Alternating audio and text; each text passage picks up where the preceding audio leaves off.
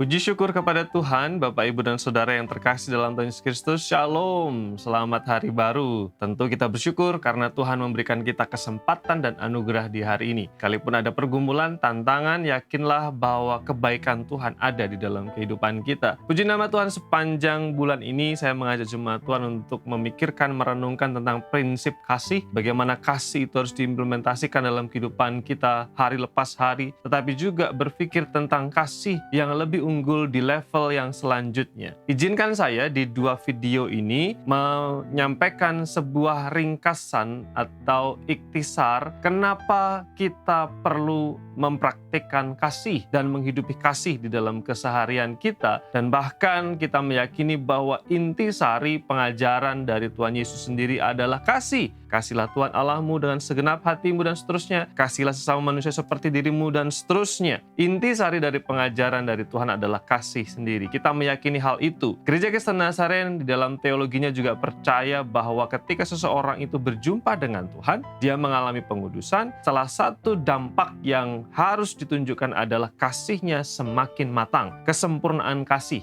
Oleh karena itu, izinkan saya membaca satu bagian firman Tuhan. Ada dua ayat di kesempatan ini, yaitu 1 Korintus pasal 13, ayat 1-2 akan kita renungkan bersama-sama. Mengapa kita harus hidup di dalam kasih, dan kasih menjadi dasar dalam segala kehidupan kita. Demikian firman Tuhan. Sekalipun aku dapat berkata-kata dengan semua bahasa manusia dan bahasa malaikat, tetapi jika aku tidak mempunyai kasih, aku sama dengan gong yang berkumandang dan canang yang gemerincing. Sekalipun aku mempunyai karunia untuk bernubuat, dan aku mengetahui segala rahasia dan memiliki seluruh pengetahuan, dan sekalipun aku memiliki iman yang sempurna untuk memindahkan gunung, tetapi jika aku tidak mempunyai kasih, aku sama sekali tidak berguna. Firman Tuhan ini mengajarkan tentang betapa pentingnya kasih, karena kasih lebih unggul daripada segala kemampuan, lebih unggul dari segala karunia, bahkan lebih unggul daripada iman maupun segala pengetahuan yang Tuhan izinkan kita punya. Betapa tidak firman Tuhan mengatakan, Rasul Paulus mengatakan secara lugas bahwa sekalipun aku dapat berkata-kata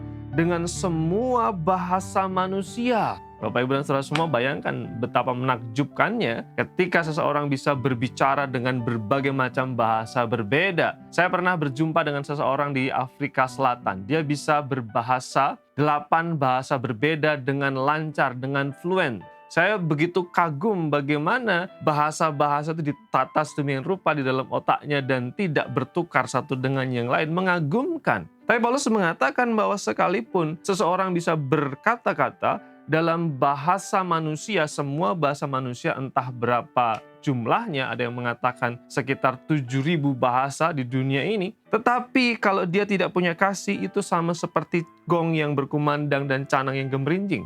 Tidak ada maknanya. Bahkan kalau seseorang bisa berbicara bahasa malaikat, bahasa surgawi, bahasa makhluk roh, tapi kalau dia tidak punya kasih, juga tidak ada maknanya. Firman Tuhan juga mengatakan, Paulus berkata kepada jemaat, sekalipun aku mempunyai karunia untuk bernubuat, mengetahui sesuatu yang ada di depan. Dia bisa mengetahui hal-hal yang belum terjadi. Dalam bahasa Jawa, pirsa sadurunge winarah.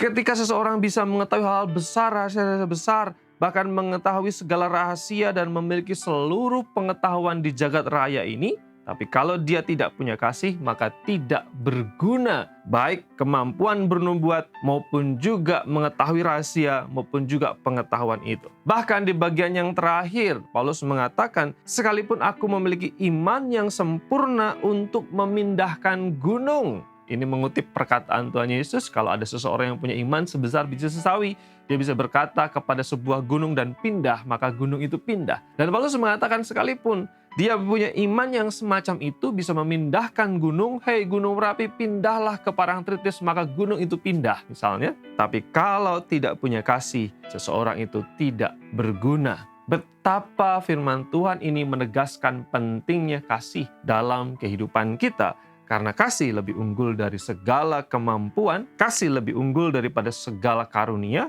kasih lebih unggul daripada iman, kasih lebih unggul dari segala hikmat maupun juga pengetahuan. Biarlah kita terus berdoa supaya Tuhan menolong kita, terus mengalirkan kasih-Nya, sehingga kasih itu bisa kita terapkan dalam keseharian kita. Mari kita berdoa. Syukur kepadamu Tuhan karena hari baru yang Tuhan berikan.